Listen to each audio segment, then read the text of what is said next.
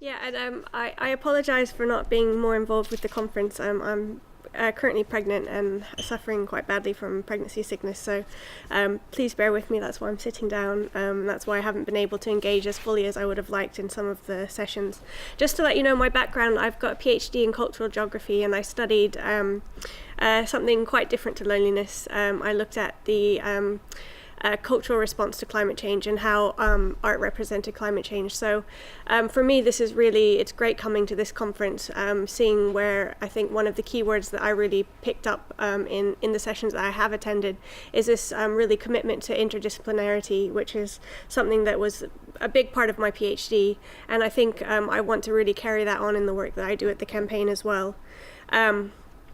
So I'll just introduce the campaign. I've been there for 3 years now, and I'm the research and policy manager. And the campaign was set up in 8 years ago, and it's initially founded by some older age charities. So we do focus on loneliness in later life.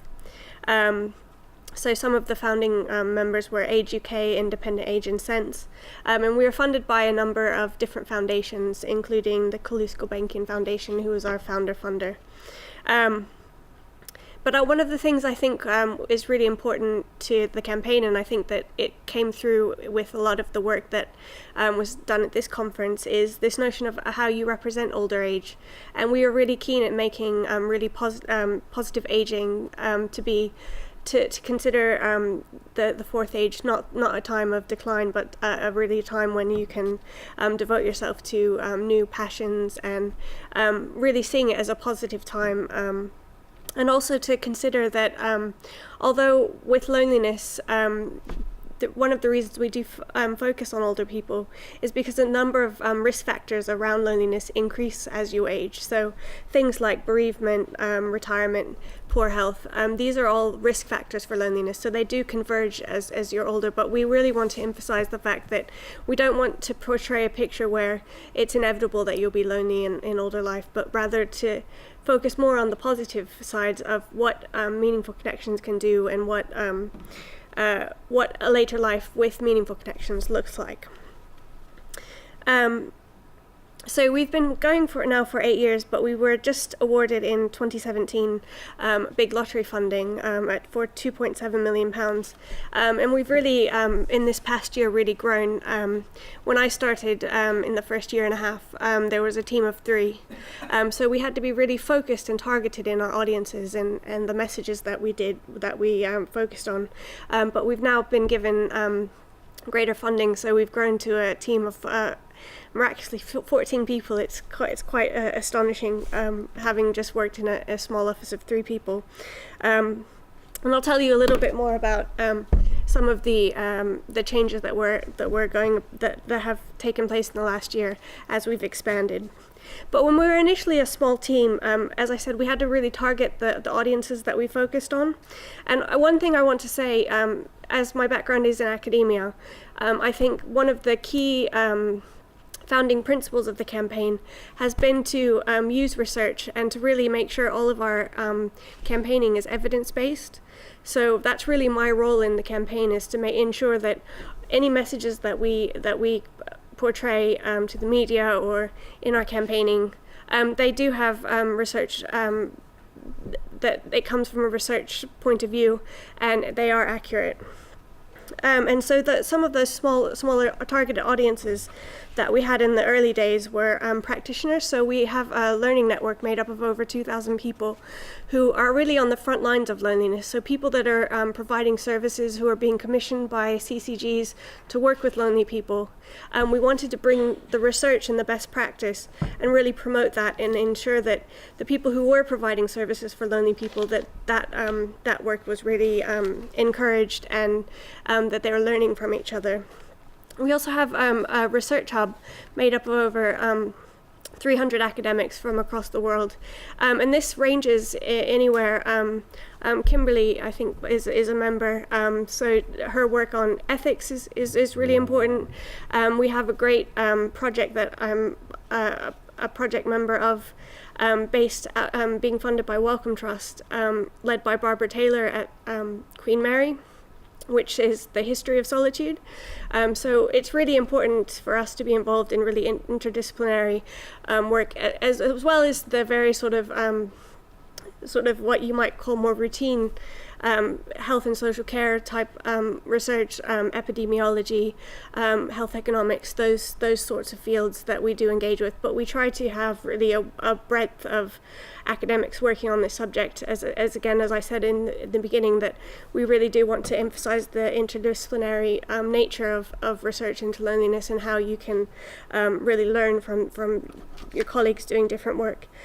And then the other, the main political campaigning that we did in the initial years was really looking at local government, and how a lot of the funding for loneliness came at the CCG level or the local council level, and so our main target was local government. And I want to say, I think our biggest achievement to date is really bringing awareness around the issue of loneliness to the fore. And for us, our main messaging was around public health and showing the health consequences of loneliness. So some of the really important research that included was work by Holt Lunstead in the United States, and her work showed that loneliness is equivalent to smoking 15 cigarettes a day and obesity. So that the threat to health of loneliness is just as bad as some of these more serious behaviors that we were very cognizant of. And for me, the way that I think about it is, I think when we think about our health, we know very well, we sort of have a little mental checklist that we like to go through. So we think to ourselves, well, I need to be eating fruit and vegetables 5 a day. I need to be exercising. I shouldn't smoke. But we don't think about our connections and our relationships, and that's just as important of a sort of pillar in our health. And I think we've now understood that it's just as bad as these other things, but I don't think we've really incorporated that into our messaging around health and thinking about our health and how important it is to have good connections. As I said, with the big lottery funding, we've been really expanding. And one of the things that we're doing is we're working locally. So we're working in Wales, Scotland, England, and Northern Ireland. We've got a local campaign manager in each of the areas: in Wales, in rural West Wales, in Scotland, in Glasgow, in Cambridge, in England, and in Northern Ireland, in Belfast. And so it's kind of a mix of rural areas in Wales, and Cambridge is it's one of the most evenly spread counties that has both rural and urban areas. And then in Glasgow, that's obviously a very urban area. So we're injecting sort of supercharging the attention that we pay to these areas by having a campaigns manager to see locally what needs to take place, to what work with local government, with local organizations, what needs to be done, and what we can learn. And Big Lottery is really big on the idea of test and learn, so really trying out new ideas, and really our evaluators work very closely with us so that we can make sure that we see what we're doing in these areas, what effect that is, and how that can be rolled out on a larger level. And another thing that we're doing, which is really new, is a public engagement campaign. So we've had a couple of videos. The first video came out last September, and I guess, I don't know what qualifies as viral, but we've had over 70 million views of this particular video called The Loneliness Project.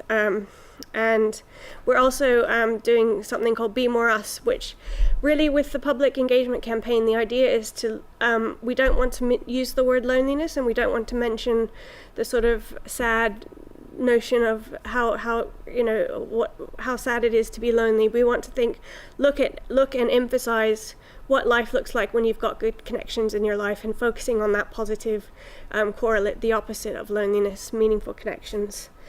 So that's an ongoing thing that we're going to be including more work with businesses and really expanding our work there. As I said, my role is the research and policy manager, and I really work at the nexus of academics, research, and policy.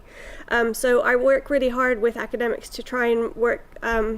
One of the key, sort of drivers in your sort of ref bids and things like that is impact.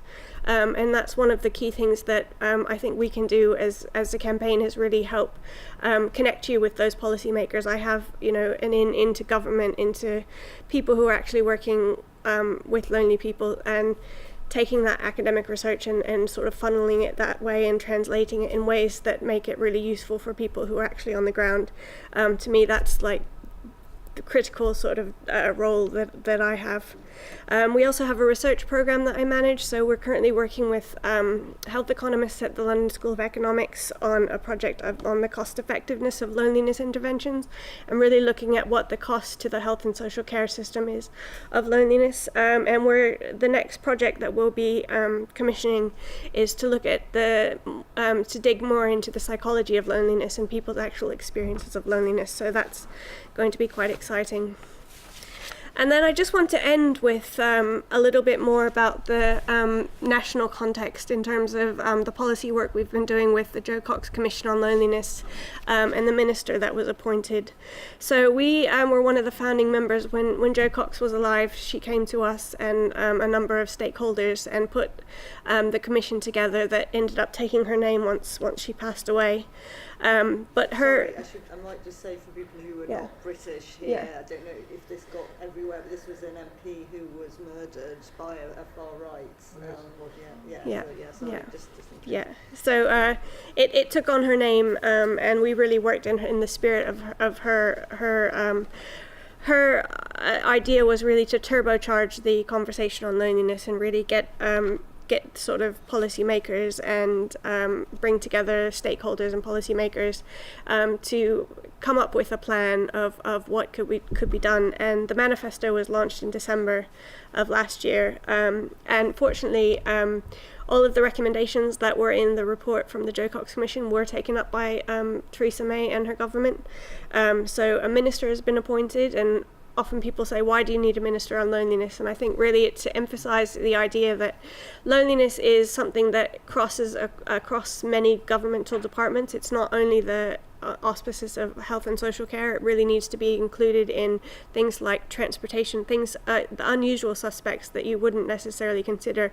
Those departments do need to be involved, and it's been really encouraging seeing the Cabinet Office has set up sort of a mini office on loneliness, and they've seconded over 10 civil servants who are working together. And there is the Minister, Tracy Crouch, who's been appointed.